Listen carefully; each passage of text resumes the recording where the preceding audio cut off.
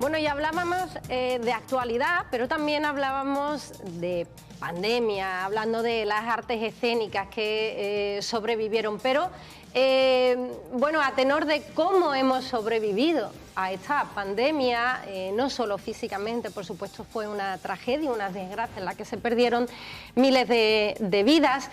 ¿Cómo hemos salido de indemnes? Los que hemos sobrevivido a esta situación en lo mental, no tanto en lo físico como en lo mental. Por eso queríamos hablar, porque la salud mental es importante y ahora parece que se está reconociendo. Queríamos hablar con el Colegio de Psicología de Cádiz y sobre todo porque tienen nueva presidente, Eduardo Vázquez. Bienvenido, muchas gracias por estar aquí. Gracias a vosotros por invitarme. Bueno, nueva Junta de Gobierno del Colegio de Psicología en Cádiz, la delegación de Cádiz, desde enero. No sé si ya tienen claro, son pocos meses, pero si ya tienen claro las nuevas líneas, si va a haber nuevas líneas de trabajo o cómo quieren llevar el camino del colegio. Hay nueva Junta de Gobierno a nivel del COPAO, de todas las 4 provincias que constituimos el Colegio Oficial de Psicología Andalucía Occidental, y nueva Junta Rectora, por tanto, también en Cádiz, cuyas líneas de trabajo que vamos a seguir, pues realmente no hay ninguna y son todas, quiero decir. No hay ninguna porque no hay ninguna nueva, sino lo que vamos a hacer es potenciar todas las líneas anteriores que había trabajado la anterior Junta Rectora. Básicamente es dar un buen servicio, un mejor servicio a los colegiados, a nuestros colegiados, velar por la salud mental, promocionar la promoción, luchar contra el intrusismo y tener una magnífica relación con las instituciones, con la administración, con las entidades públicas y privadas. Básicamente esas son las líneas de trabajo que tenemos. Todas y no pocos retos para lo que queda. Estamos hablando de la psicología. Durante mucho tiempo ha sido una profesión estigmatizada. Quiero decir, ha sido un tema tabú hablar de la salud mental de cada uno de nosotros y nosotras, pero sobre todo que alguien fuera a un psicólogo o una psicóloga durante mucho tiempo o se escondía o no se hacía por miedo al que dirán. Sí, más que estigmatizada la profesión, estigmatizados han sido en muchos casos las personas que han ido a acudir a los servicios psicológicos. Afortunadamente, desde hace mucho tiempo eso va cambiando, ha cambiado y sigue cambiando. Yo creo que esto va a tardar en acabar de cambiar.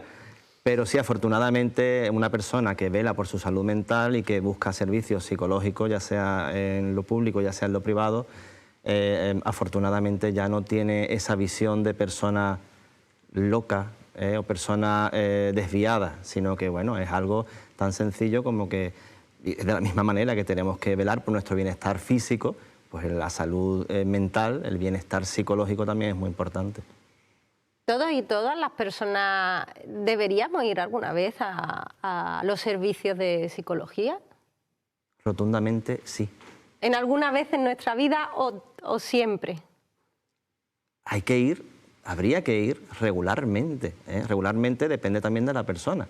Hay personas que tienen una necesidad, desafortunadamente, de ir más a menudo y otras que no tanto, pero en la psicología no solo se encarga de tratar trastornos, sino también de prevención de la salud mental.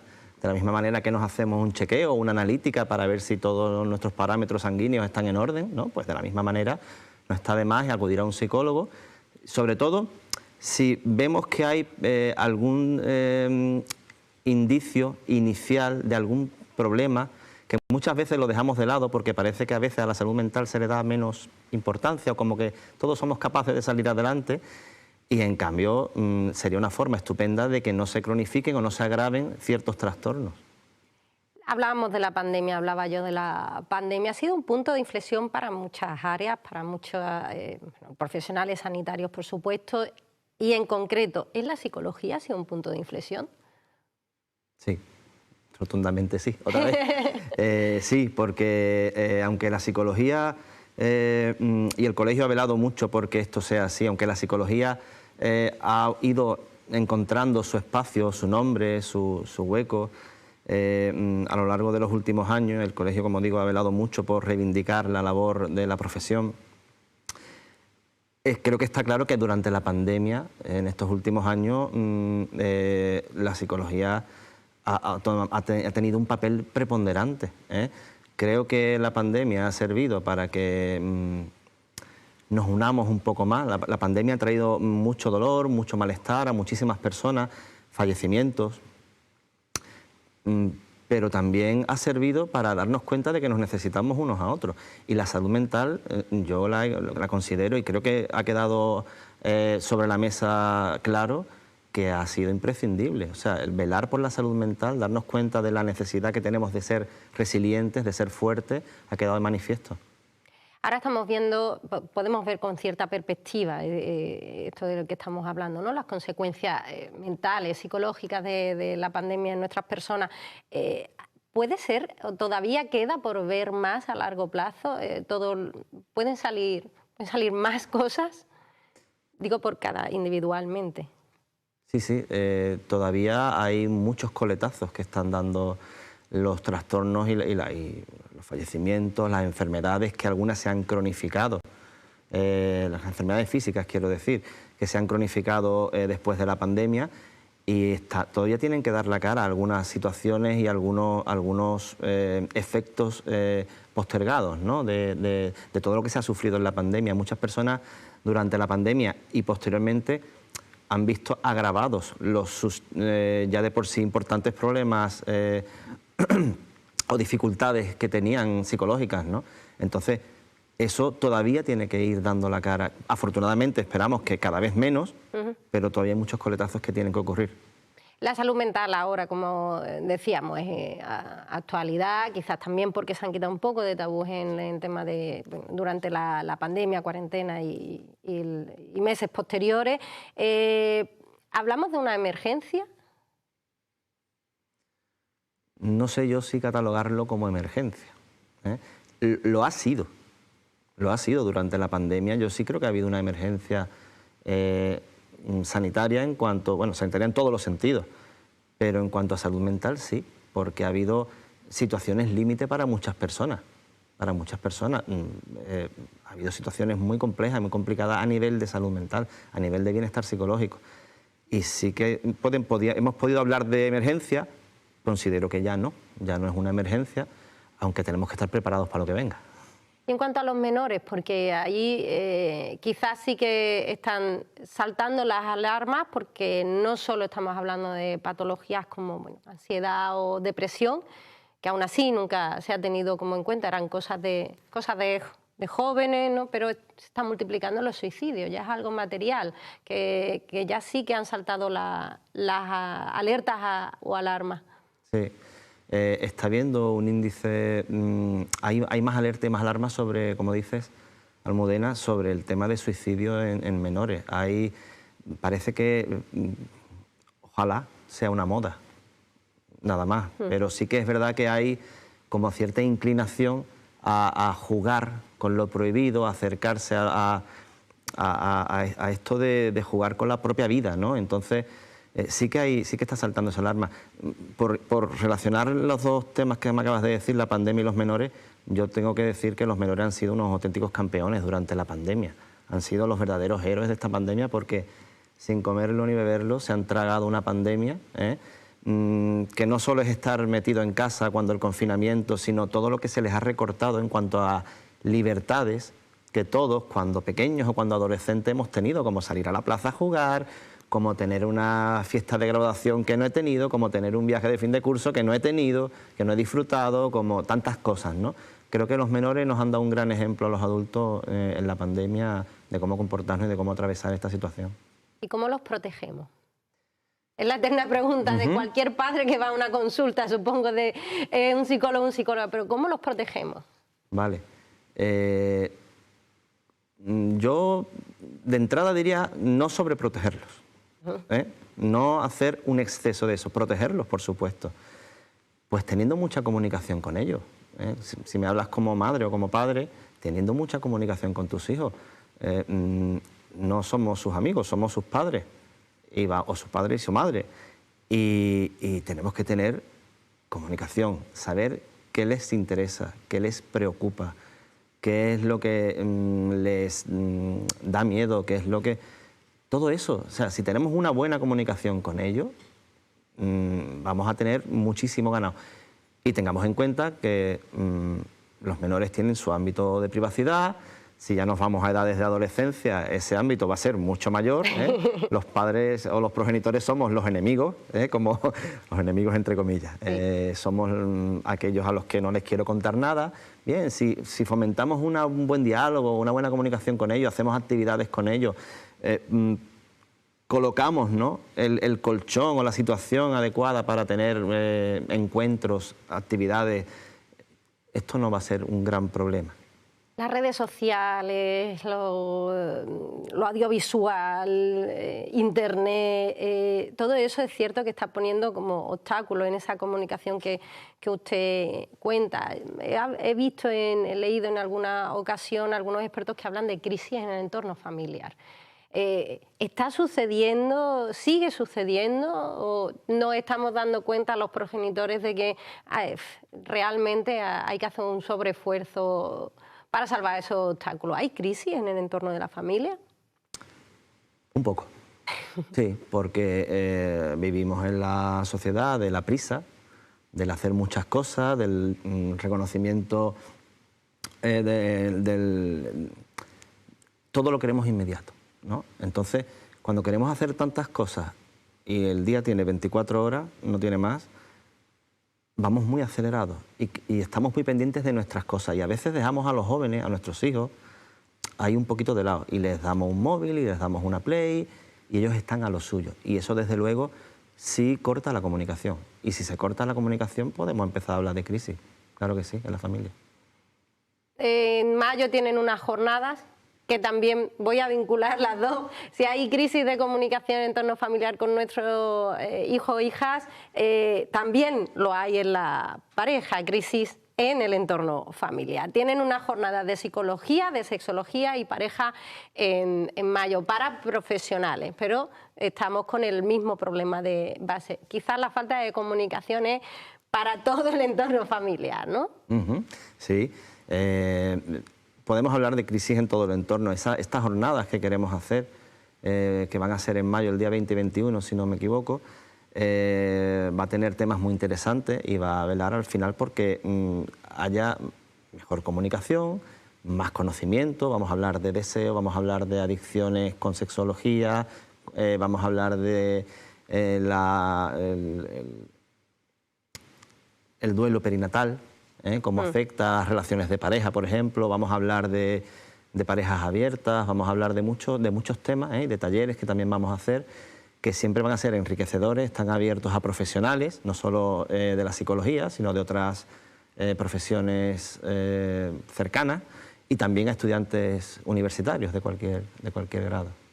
Ha hablado al principio de la entrevista sobre los retos, ¿no?, posibles líneas de trabajo del Colegio de Psicología aquí en la delegación de Cádiz, bueno, en general, en Andalucía Occidental. Uno de ellos ha hablado de la formación de la propia profesión. Lo voy a enlazar con el reconocimiento de la profesión. Ha hablado de intrusismo. Todavía hay trabajo por hacer en ese campo. ¿No se reconoce la profesión de psicología? Quizás por el tabú del que estábamos hablando, de la salud mental, de no hablar, de no ir al psicólogo. No se reconoce tanto como se debería. La profesión de psicólogo o de psicóloga está regulada por ley y solo la pueden ejercer las personas que han obtenido un grado en psicología o la antigua licenciatura. Y en muchos casos, tanto de manera privada como en otros ámbitos, esas labores las ejercen personas que no tienen esta capacitación. Yo, más que centrarme en el intrusismo, me centraría en la defensa y la promoción de nuestra profesión. Perdón. Y sí, hay personas que realizan actividades propias de un psicólogo, de una psicóloga, de un profesional de la psicología, que las realizan otras personas que no tienen esa capacitación. Hablando de reconocimiento, la sanidad pública tiene varios debes con la profesión de psicología. Sí, de hecho, uno de los aspectos los que trabaja el colegio es porque haya un mayor número de profesionales de la psicología en el sistema andaluz de salud, para que esas labores que son propias, insisto, de profesionales de la psicología, no las realicen otras profesiones de distinto tipo, sanitarias y otras, que creemos que pueden hacer una magnífica labor en su campo, en otros campos, pero no cuando nos referimos a prevenir trastornos mentales o a dotar de pautas o de conductas alternativas de índole psicológico o conductuales a los pacientes. Uno de los retos es incorporar un psicólogo a cada uno de los centros de salud. ¿Cómo va ese reto? Ahí estamos, picando piedra un poco, ¿no? Pero sí, es uno de los retos y yo creo que eso llegará porque el sistema de salud se ahorraría muchísimo dinero, muchísimos euros, si hubiese un profesional de la psicología, un psicólogo sanitario o clínico en este caso, que pudiera orientar a las personas, porque muchas personas que llegan a un centro de salud con ansiedad o con nervios, pues darle un ansiolítico o un fármaco es algo básicamente paliativo en muchos casos. Lo que necesitan es una orientación de cómo abordar, de cómo gestionar su bienestar psicológico o ciertos problemas, Entonces, esa es labor de un psicólogo o de una psicóloga. Quizás ambas partes, ¿no? Hablamos de la parte farmacológica junto con la salud mental en sí misma. Hay que trabajarlo al mismo tiempo. Uno te equilibra para cuando estás equilibrado empezar a tratar y prevenir. Ese sería el objetivo. Por supuesto. De hecho, los estudios dicen que la terapia combinada es la mejor, pero es que no hay terapia combinada. Ahí solo, en la mayoría de los casos, lo que hay es la dispensación de un fármaco. Entonces, por supuesto que yo personalmente no estoy en contra de los fármacos en absoluto, para nada, si son muy útiles y muy necesarios, pero necesarios en ciertos casos y no tanto en otros.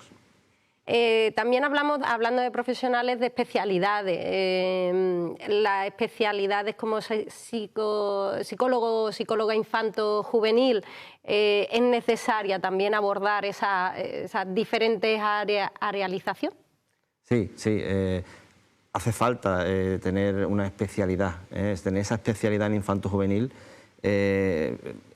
es imprescindible porque son formas, parámetros distintos. Un adulto no funciona como un adolescente o como un joven. De todos modos, no solo me quería centrar en la parte, quizá que nos estamos centrando mucho en la clínica, el colegio tiene otras áreas también, educativas, formativas, de organizaciones, de selección de personal, de las empresas, en fin. El colegio tiene muchas áreas abiertas y también habría que potenciarlas, no solo centrarnos en la parte clínica.